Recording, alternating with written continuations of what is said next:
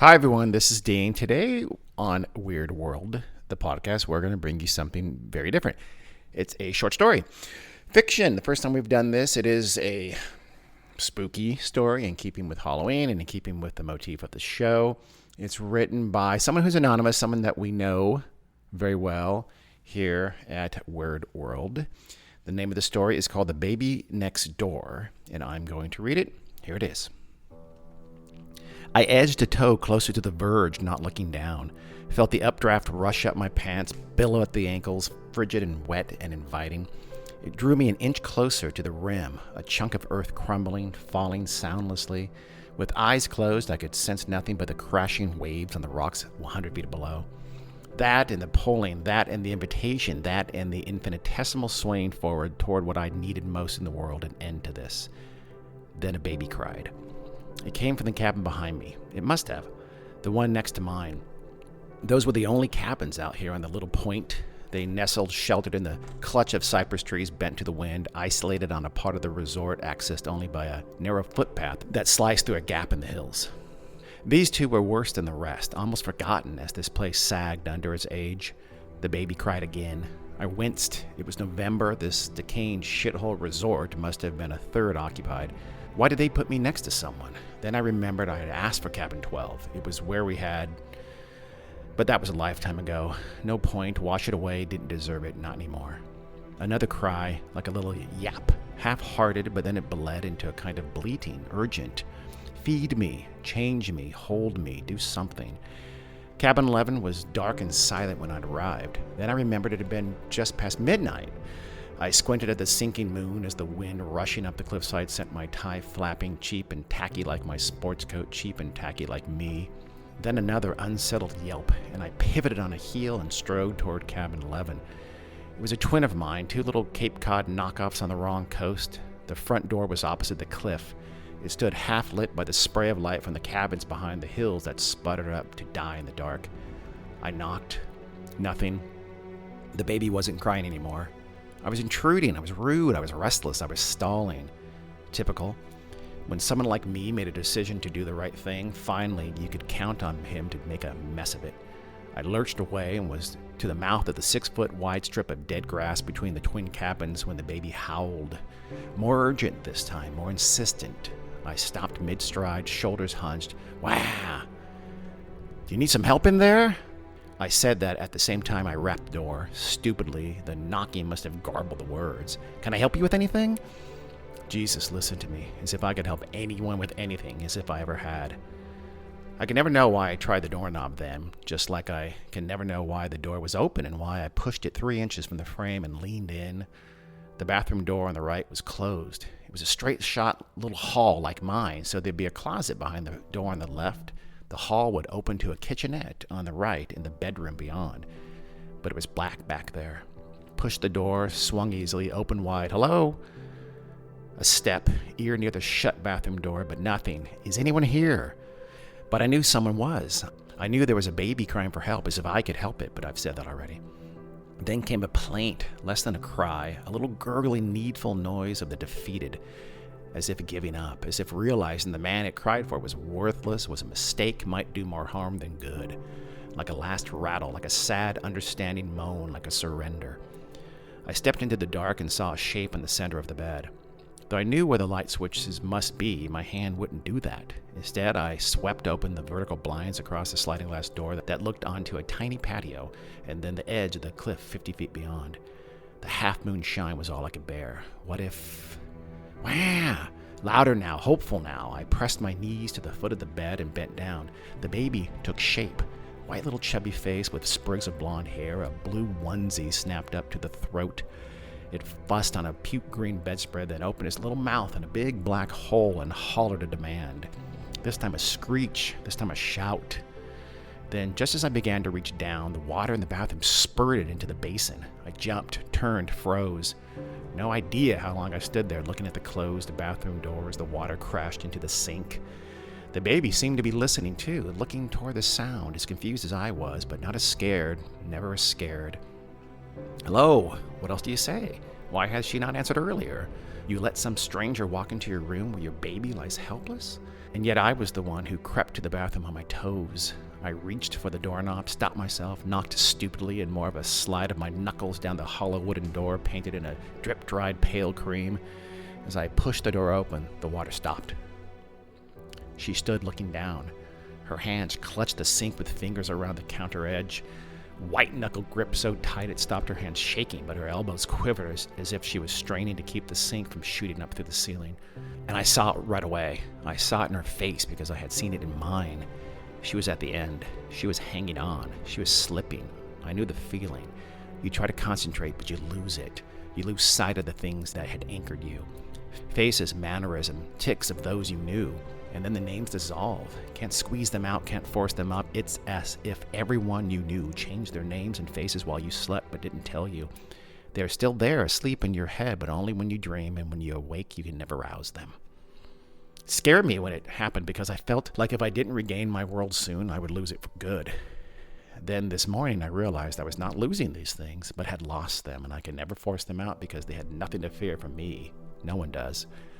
That was when I drove out to a place that held memories and had a 100-foot cliff to a rocky end I knew I would never reach. So I also knew that when you finally give up, it is a relief. It is like the fugitive who sees he is surrounded and succumbs. The tension drains off with the blood in your face, leaving pale relief behind, an end to suffering that outweighs the consequences. Those come later. This is now.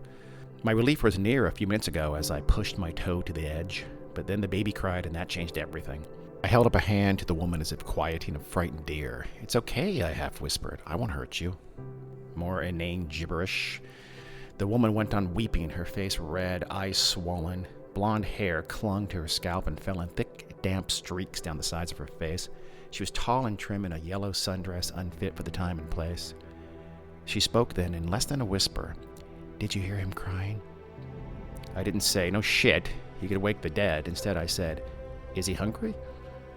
She looked almost stricken, not as if in shock, but in shame. Finally, she nodded. I took a step away, looked back, and caught her leaning after me. I shot an easy smile and went into the bedroom.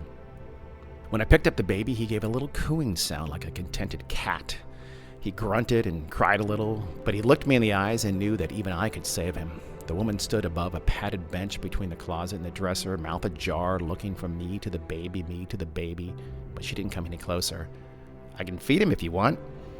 Quick nod, as if she were as hungry as her baby. Then she gestured toward the chair in the corner beneath the floor lamp that leaned into the wall.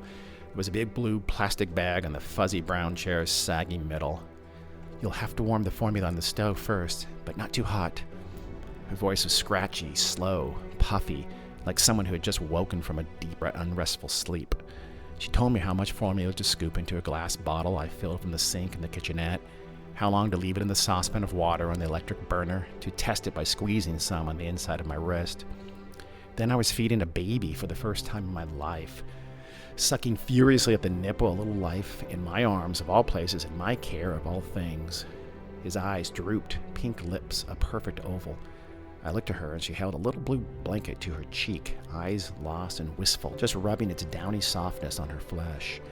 A fussy little burble brought her back to me. She looked at the baby nestled in my arms. "Have you ever changed a baby?" I had not.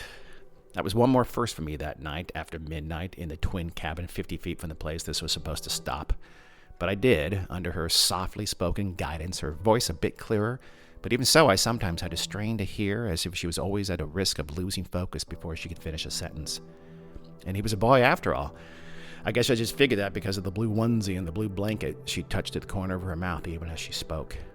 When I was done, she had gone. The door was open. I guess she just needed air. I don't remember leaving the baby on the bed and going to my own cabin, but I must have. I have gaps. I have blank spots. But I must have, because my next memory was waking from unsettled sleep sometime short of dusk to the sound of crying. I knocked, no answer, and walked in. The baby was in the middle of the bed where I must have left it.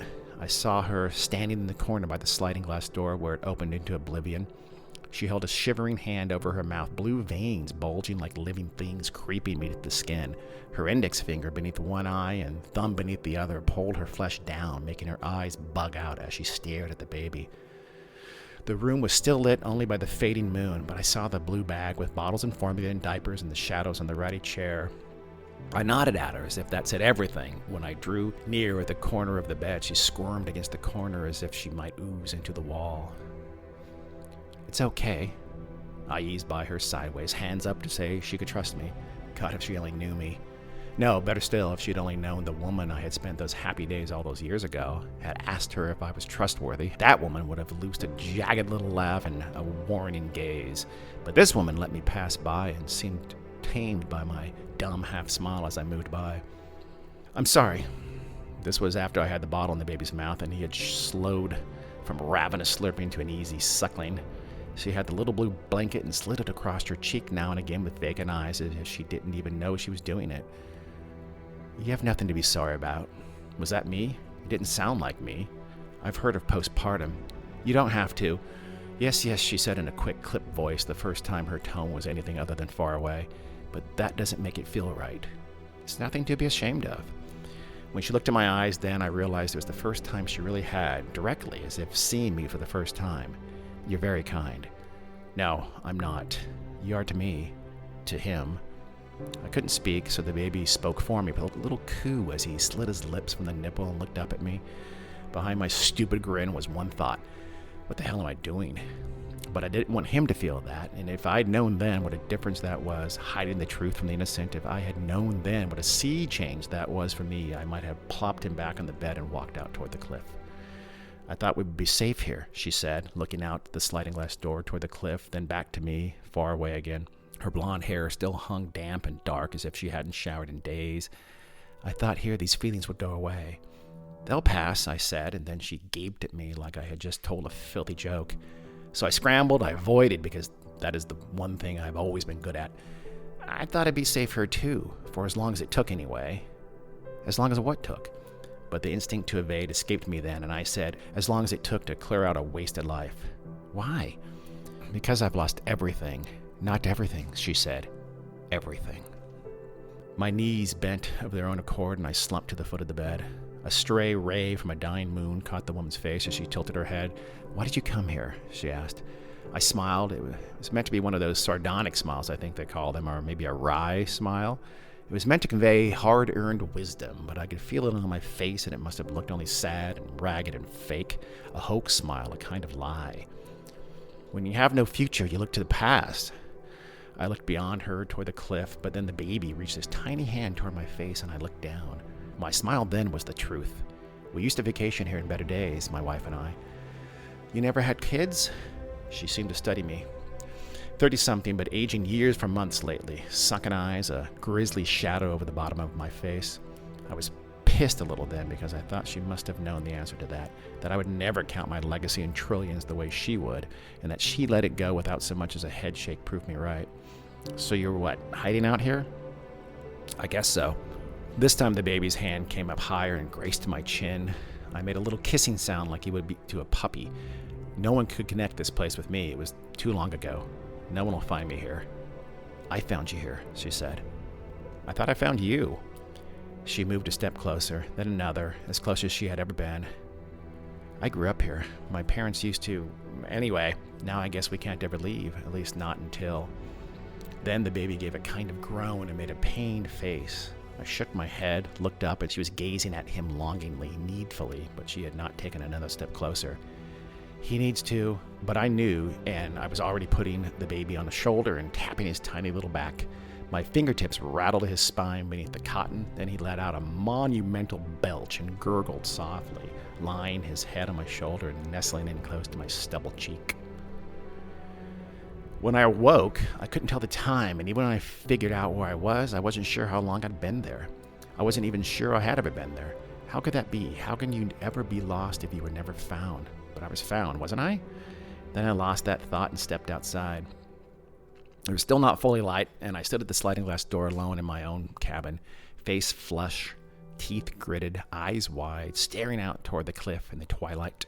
Somewhere waves broke, but I couldn't see it, and if I kept my eyes closed as I ran, I would never see it, and that would make it so much easier. Psych yourself up, like standing at the water's edge before you rush into the cold ocean. You count, first upward, but that might never end, so you restart at 5 and count down. 2, 1. I closed my eyes and raced toward the cliff. My foot hit a rock 20 feet out and my ankle almost gave, but it held, lucky me, and I ran on.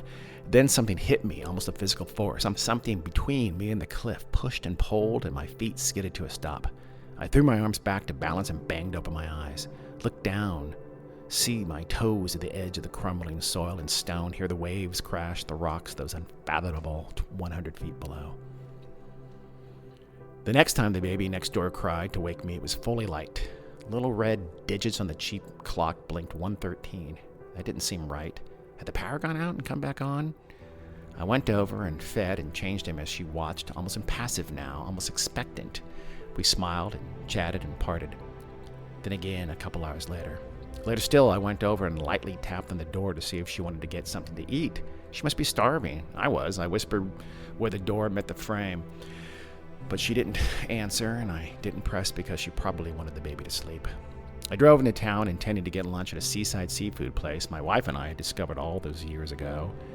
We shared oysters and realized we both hated oysters, no matter how much butter you smothered them in. But I knew my card would be declined, so I bought a fast food burger with spare change fished from the bottom of the center console and ate in my car. I was still in my car when the yellow streetlights began to buzz and warm. Looked around and saw I was in a little parking lot beneath a row of Monterey cypress that lined a little park I didn't remember. It must have been hours, but we've been through that. I have gaps, I have holes, and things get lost in my head. I was back in my cabin. It was dusk. I found myself staring through the window toward cabin 11. Dark and silent, curtains drawn. It was a moment before I realized I was waiting for the baby to cry. It was a moment more before I realized I was hoping for the baby to cry.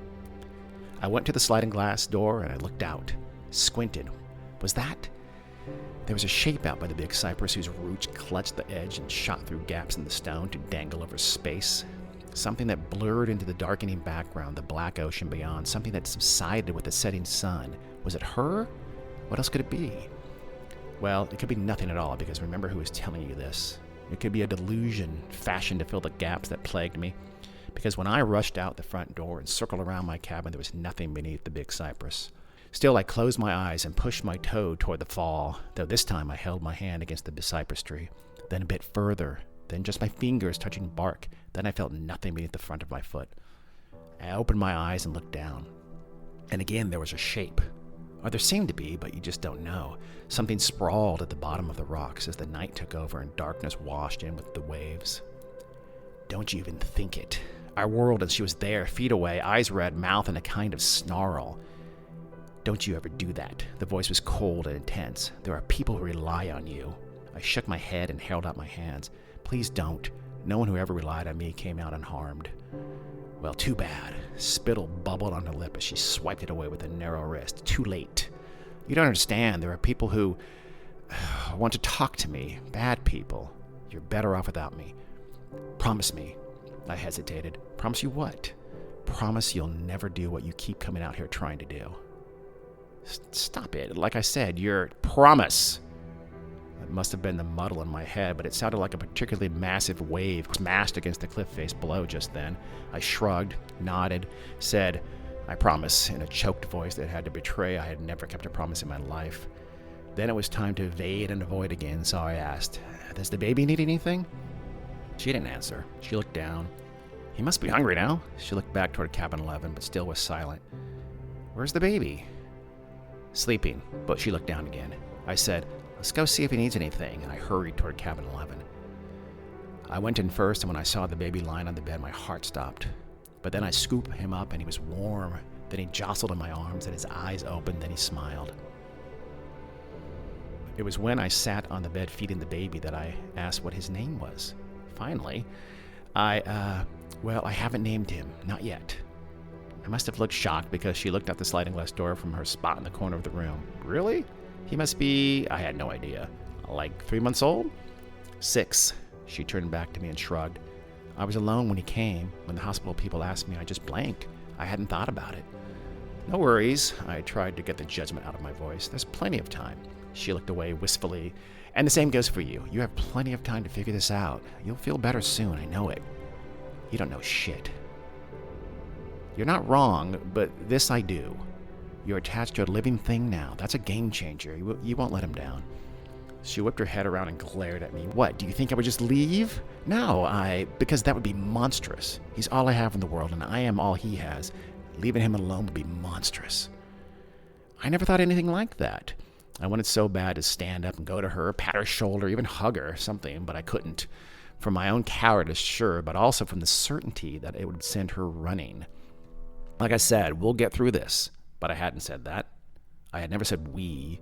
You and me, a single mom with an unnamed baby and a broke-ass loser with a target on his back. Can't lose. I smiled long enough for her to turn and see it and feel emboldened, but she didn't. She just stared out the window toward the ocean beyond the cliffs, the moon rising, the jut of land shrouded now entirely in dark. I awoke again to crying. Now late, very late, still dark, but too dark, black dark. I was outside, but I couldn't find cabin 11, and I could not find the baby even as his wail swarmed my head like a hive. I felt like I was losing my place, becoming untethered, but finally the crying brought me back, and I saw I was walking toward the cliff again. My breath froze before me, but when I turned toward the crying, the cabin was there, and I felt warmer. I walked between the twin cabins. Turning to the right, she was there, standing in front of her door. I stopped just short of her, so close, never closer. Her look was almost reproachful, so I took a step back.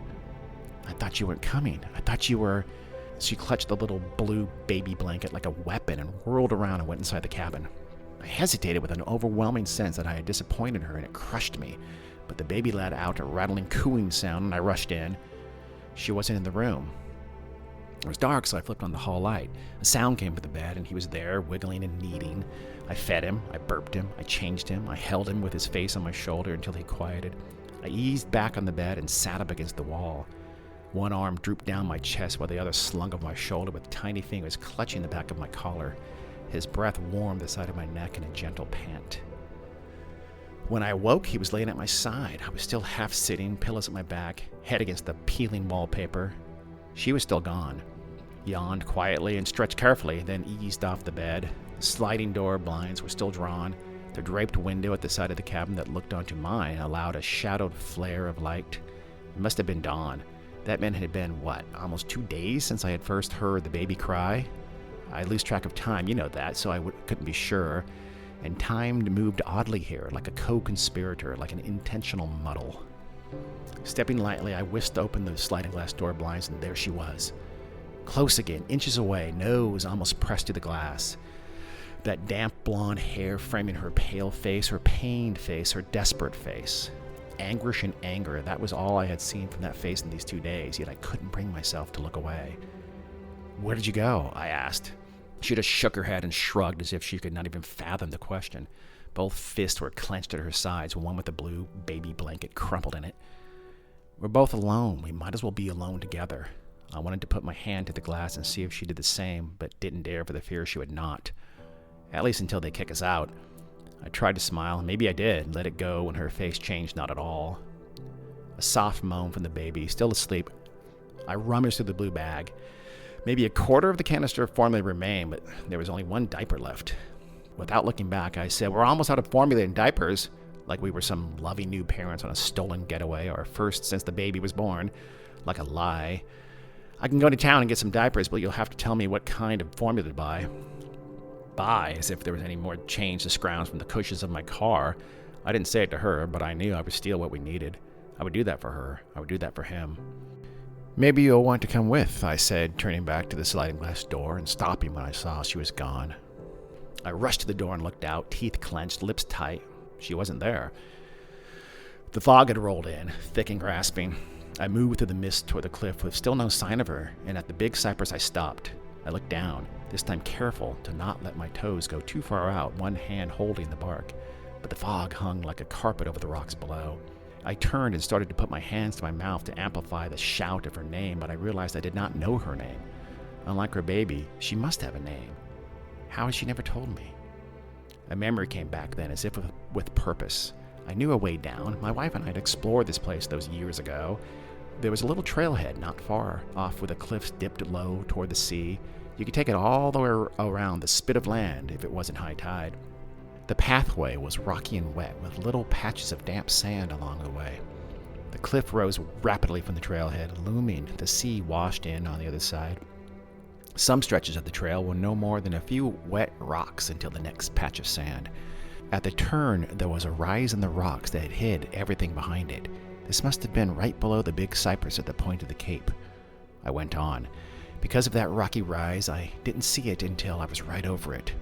I first spotted something blue, fabric, moving in little undulations as it was washed by sea that snuck into the little crag. It was the little blue baby blanket, still clutched in her hand, and where I hoped it would always be. It was her. Her blonde hair fell in thick, damp streaks down the sides of her face, as it always had since the first instant I saw her when she was not there. I knew that then, because the crabs had done their worst and the sea had bloated that pale face into oblivion. I don't remember the mad rush back up the trail. More gaps, I guess, more holes in my rattled mind. I ran across the grass and skidded to a stop on the little brick patio outside the open sliding glass door. I held, listening. Was that those gentle pants that had just warmed my neck? Was that my imagination? Was that just more delusion? I went in. I looked down to the end of the bed. Let go then of air, of thoughts, of fear. I picked him up and sat at the side of the bed as he let out a little cry, wiggled and writhed, blinked and left his eyelids half opened. He moved, he was warm, he was real, he was mine. I just stared down at him for the longest time, but I remembered every instant of this time, and I still do. This was clarity. I shushed him, pressed him close until he stopped wiggling. His lips made a little O as his eyes came open, soft and focused, gazing at my face. He smiled. I was all he had in the world. He was all I had. I cooed him and he cooed back. Then I closed my eyes and hoped to hell he would still be there when I opened them. The end. Okay, that was The Baby Next Door, a short story. Again, a little different for what we do here. We hope you enjoyed it. Tell us if you did or not. Tell us if you ever want us to do that again. If you don't, we won't. Just thought we'd experiment a little here. Carrie, tell them where they can find... Oh, wait, Carrie's not here. I'm here by myself. Why am I doing that? Anyway, that was Weird World. I could tell you where to find us, but I don't know because that's what Carrie does.